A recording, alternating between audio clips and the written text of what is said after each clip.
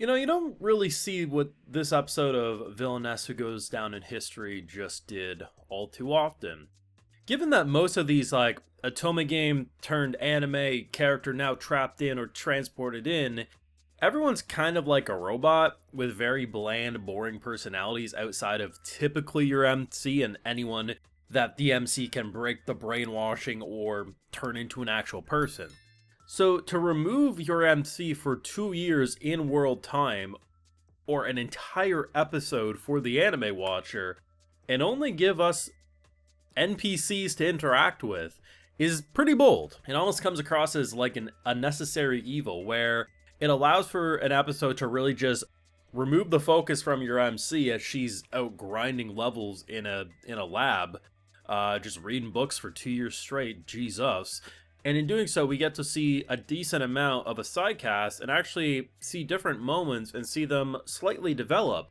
And in return, you do get the most boring episode out of the batch. But like I said, it almost comes across as a necessary evil, because if she's on screen, you're very limited to how much you're going to be interested in them, because at the end of the day, you're always going to find the girl who's "I'm so evil because I solve world hunger" is going to be far more entertaining than the dad who says you can't be with this girl anymore. But in an episode like this, you actually get to see like, oh shit, no, he genuinely cared about her, and you start to see him as an actual father figure, and then, oh, what's this? The mother, the wife, she was ready to beat his ass in the most comedic way fashion. It's just, an episode like this doesn't exist every day, and I do think in a weekly experience, it's lesser than if you were binging the show.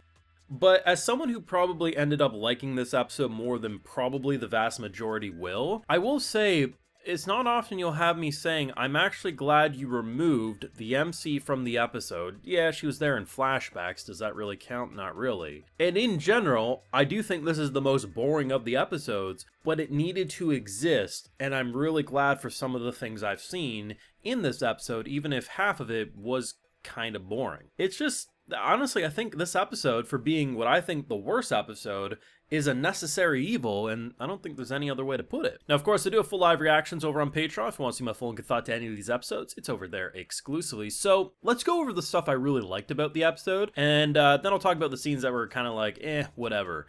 So, biggest one for me was probably the dad. So, the dad we knew was obviously trying to protect his daughter. That was crystal clear even before this episode. But it was nice to actually see a bit more into his psyche, which I do think helps to make the family dynamic more interesting. So, the idea of essentially, at face value, he locked his daughter in a shed. Like, that's how the people are kind of seeing it. And it does kind of look like that, but she rose to the occasion and said, bet, if you want me to get to level 90, I'll do that. And the idea that she didn't just do it in a month is really interesting, because usually with these kind of overpowered villainess characters, if they're given an impossible situation, they do that shit lickety-split. Or yes, they do time skips, but the boldness of actually saying, hey, as strong as our MC is, she's not just going to do it magically overnight, and she was studying for years. Like, the first time skip we got was 6 months, and then by the end of the episode, it says 2 years later. Like, that caught me by surprise. I had the Pikachu surprise face meme on me. I was like, what the okay. But it's the fact that,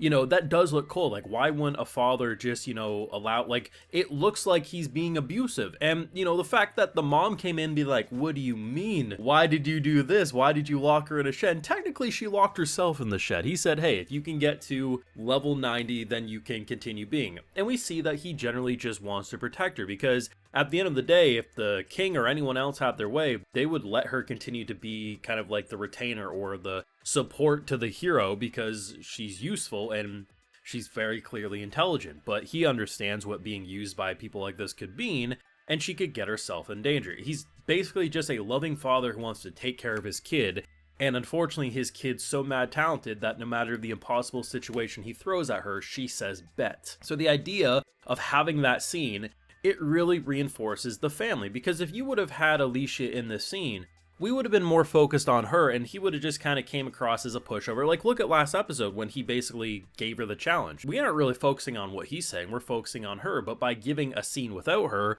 we actually come across and we're like, oh, this family dynamic's actually really sweet. My personal favorite overall moment, very subtle, was the quick shot we got in the village, the poor village. So they're actually doing fairly decent right now. And it does kind of tie into the king and the idea of you know, what both of them have been saying in terms of both the hero and the villainess about how, like, this is something that needs to be fixed, but at the same time, you have to do it intelligently. So it's very easy for some of the poor people in the village to look at what she's been doing as, like, charity, trying to make herself feel good. It's not really trying to help, but it is. Because I come back to this, I remember I've heard this since I was a kid. It's the phrase, you could give a man a fish who's hungry, and they'll eat for a meal or eat for a day, but you can teach a man to fish and he'll eat for life.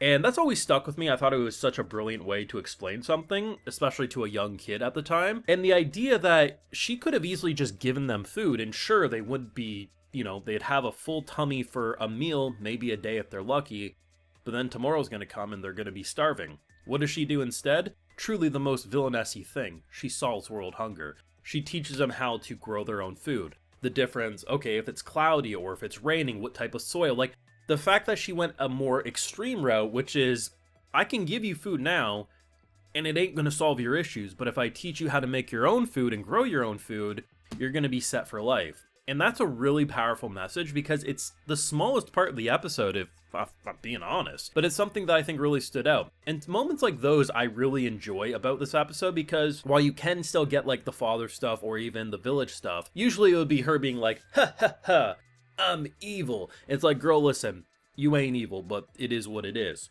So I like those.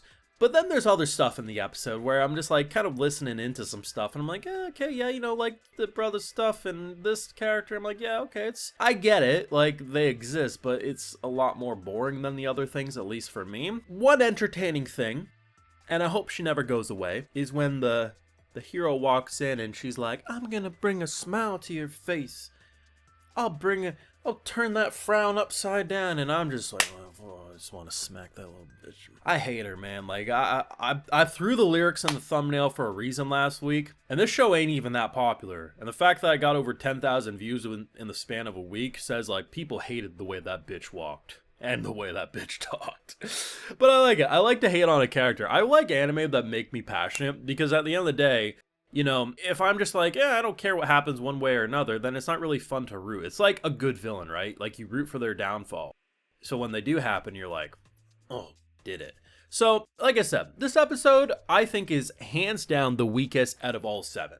But with that said, it's an episode I'm glad existed. It's a necessary evil. You get, on one hand, a time skip that you rarely see in Isekai, because usually the MC just will overpower things in a very quick fashion. Here, a couple of years, kind of crazy. You get to see characters in ways you normally wouldn't, but most importantly, it fleshes things out in a unique way, even if some of the shit is boring at face value. It's a necessary evil of an episode, and I enjoyed it personally. Let me know your thoughts and feelings down below. Be sure to leave a like if you enjoyed, subscribe if you're around here, of course, ring that bell, and like I mentioned, full live reactions over on Patreon, and hey, while you're over there, I'll also give you a video shout out. So today we got Carlos de la Cruz, Galatron, Ishokten, Daw, Kieran Dean, Legend of Sora 73, and we also have Shadow. So I appreciate the support, everyone. Please take care, and y'all have a good one.